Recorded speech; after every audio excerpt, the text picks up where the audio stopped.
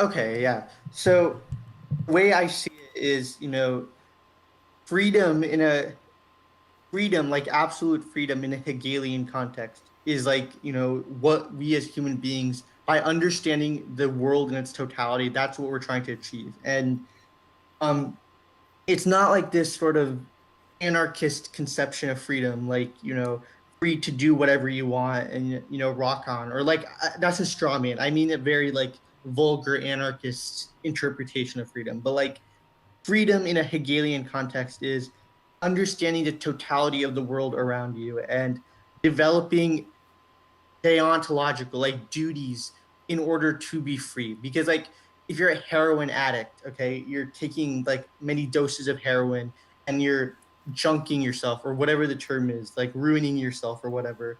That's not true genuine freedom because you don't have control over your own impulses and you don't have control over your own faculties to make rational decisions. And the freedom from a Hegelian perspective is that end state of humanity as this conscious being fully consciously grasping reality in its totality in order to bring to fruition those foundational like principles that are necessary to be free, like in a true genuine sense or whatever. So Hegelian freedom in the concept that you're discussing is a state of consciousness.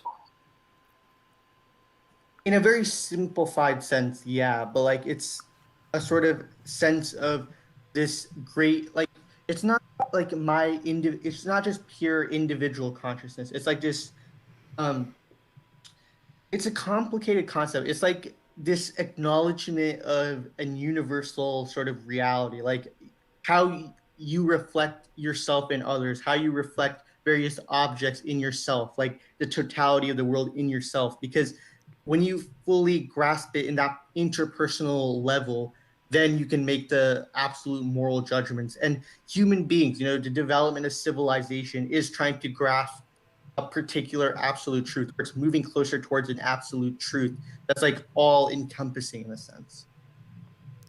Okay. I see what you're saying and it's interesting. But I've never gone into this myself. That's fair. That's fair.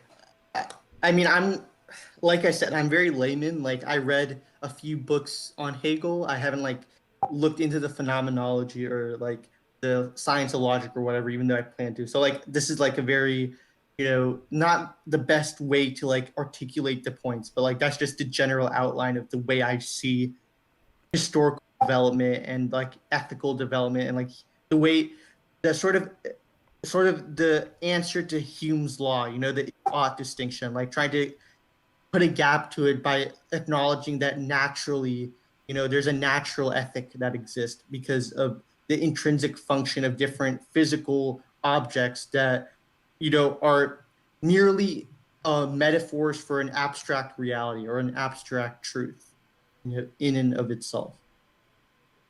Hmm.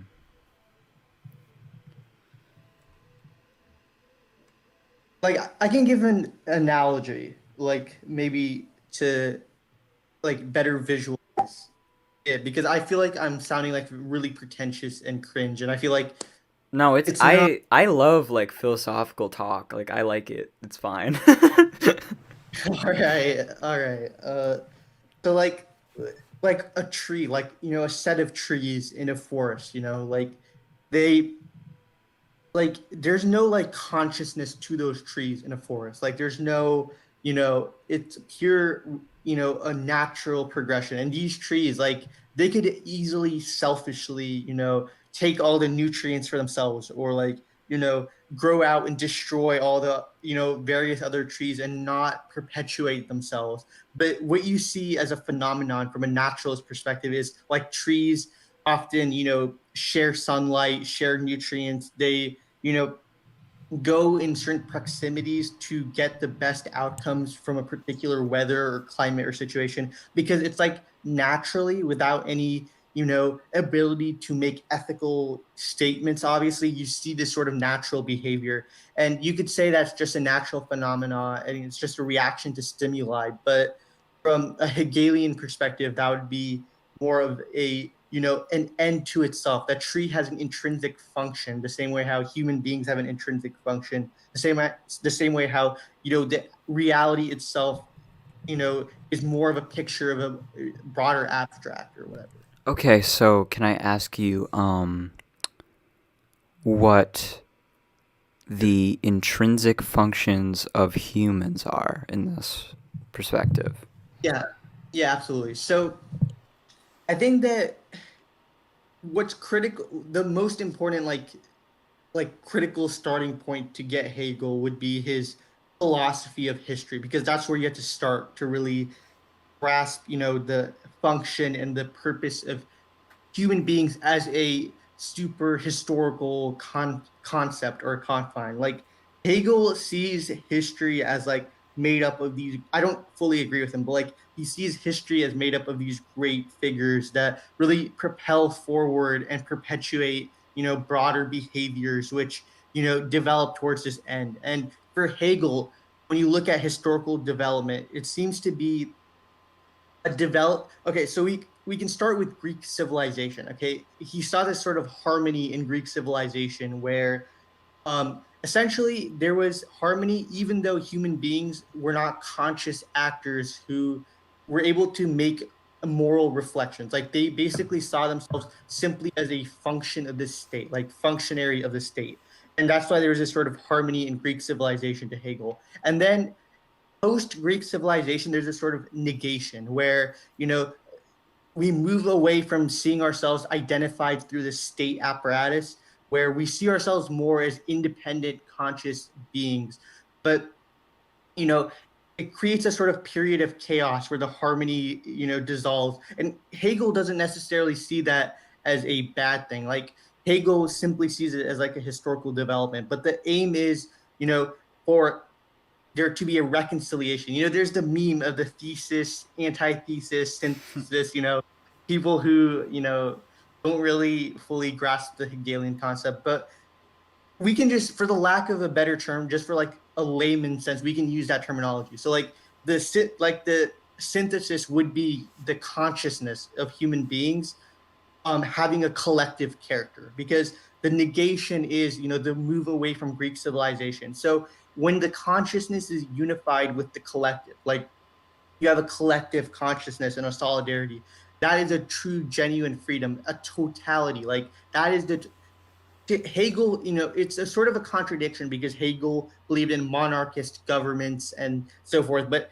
in this from a mental perspective, from like a abstract, conscious perspective, absolute freedom is an end in itself to humanity because of the way Hegel sees the historical development as it progresses, and like the way these things, the continuity that's a part of it and all.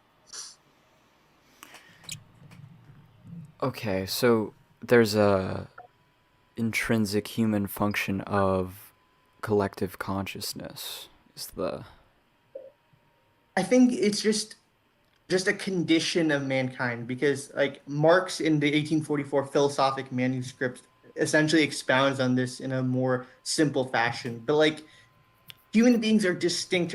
Okay, this is where we're getting into the humanism stuff that's definitely gonna crater to disagreement. But like, I want to get into that because I want to know your perspective more on this. yeah, I know humanism is very like disliked in philosophical left-wing spaces, but like the way Marx saw it, and this is like it's very reflective of the the Hegelian perspective. But like human beings are distinct from other animal species because of our conscious ability to self-direct our own activity, and because like other animals, they are very atomistic in the sense that they don't have the full capacity to recognize themselves as part of a whole, as part of a totality. They more so see these intra relationships as just part of an ends to survival in an exclusive fashion, whereas humans have the capacity to have more meaningful relationships with other parts of the species because of our transcendent, conscious ability. I don't mean transcendent in a sort of meta sense. I just mean it in the sense of like above and beyond. But like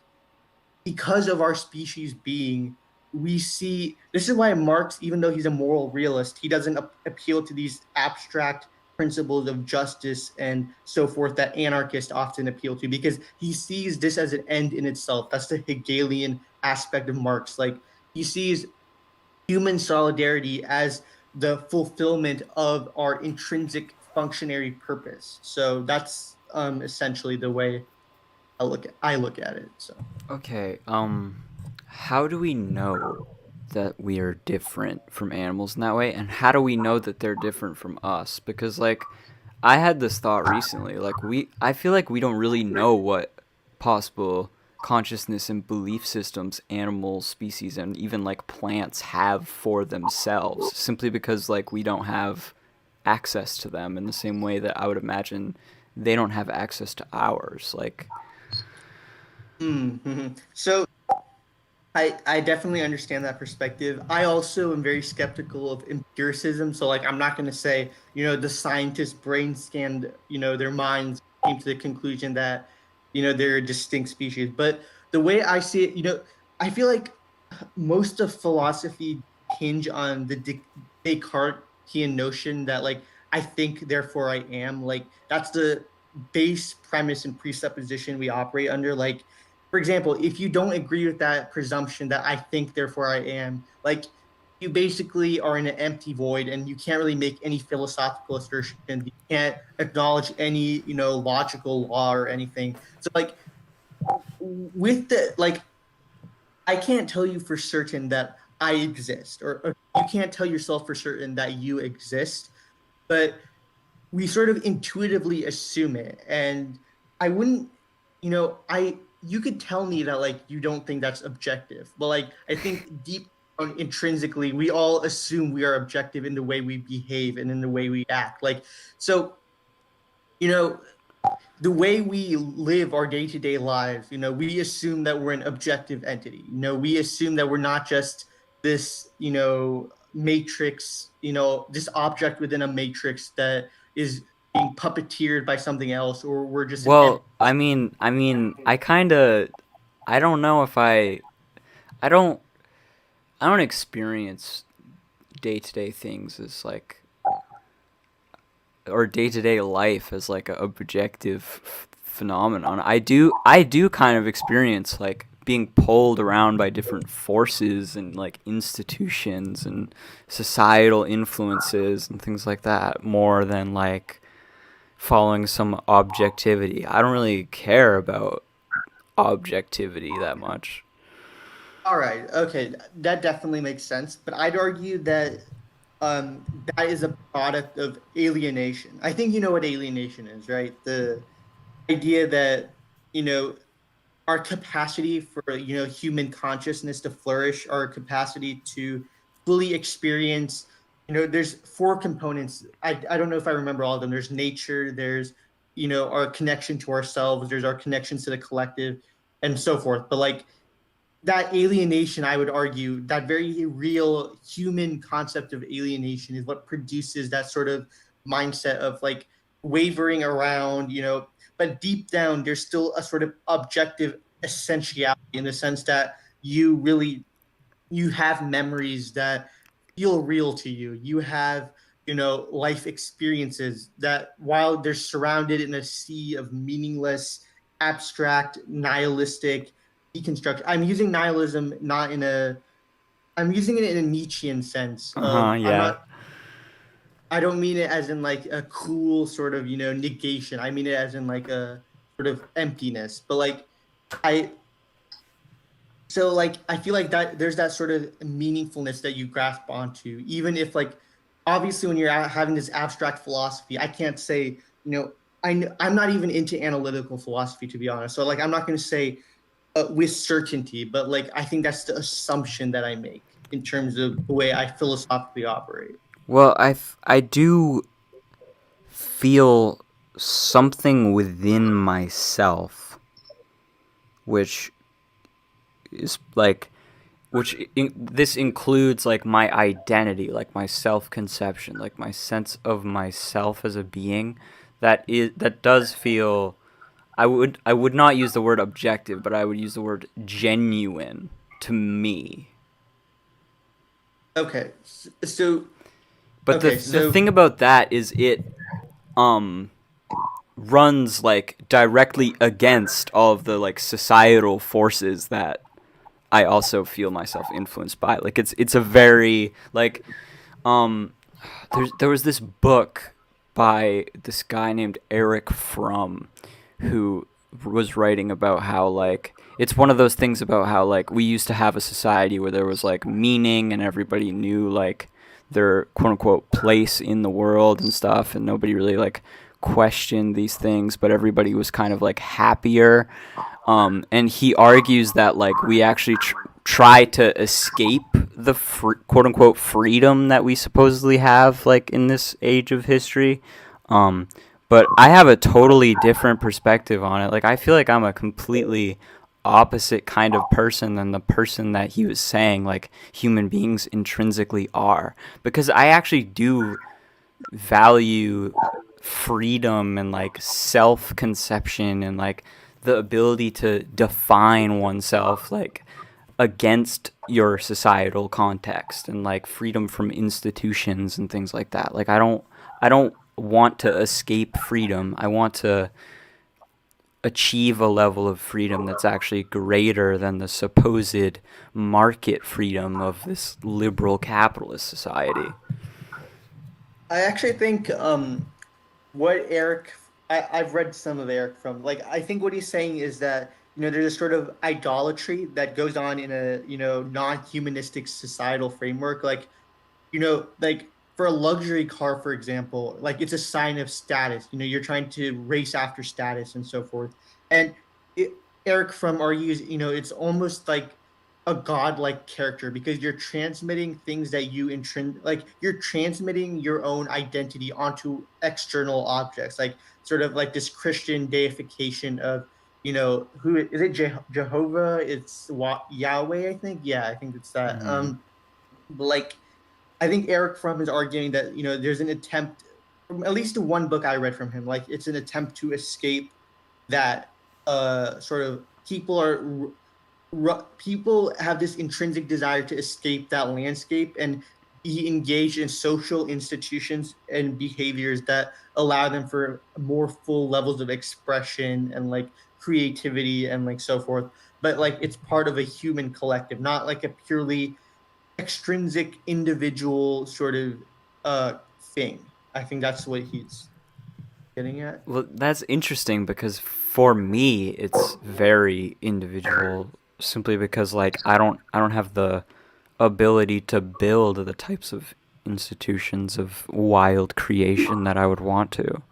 But All right. So getting into those like individual moments in your day-to-day life, like for example, like is it like what would be like examples for you of like that, just so like I can maybe look at it from an abstract philosophical sense. Like what would be an example of like day to day, this is meaningful and it feels real even if it's not objectively real.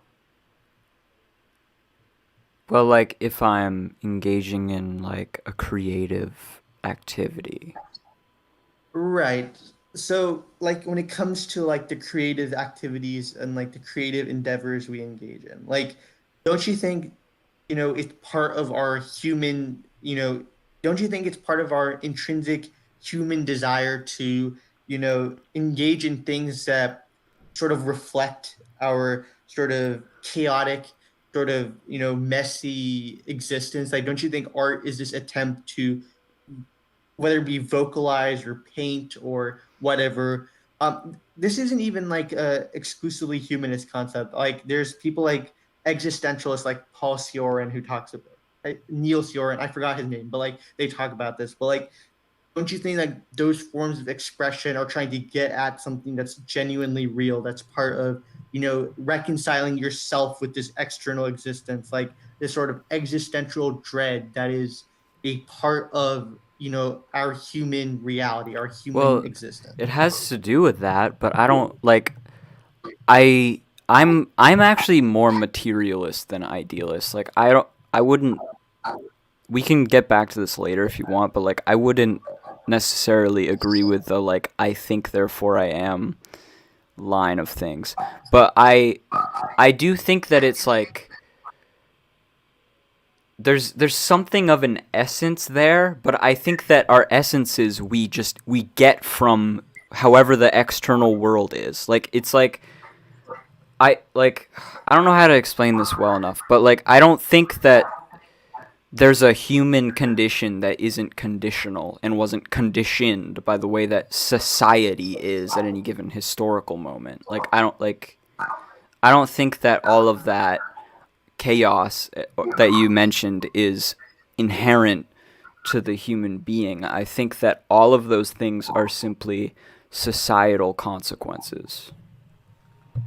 I think that the sort of as far as like Descartes, I think therefore I am that yeah, I agree with you that we could probably maybe get to that later because that's like a whole very large topic, like a whole lot of, disagreement and whatnot. But like as far as like the chaos is concerned and whatever, I feel like um it's like intrinsic in the sense that you have to grapple with the fact that you're eventually going to die, a very real, you know quality, not I don't mean quality in like a prescriptively positive sense. I just mean like quality as in like a feature, like it's a feature that we have, and reconciling with that, the feeling of weakness and inevitability, that's what produces this sort of behavior where you're ending, like it's all done, this existence.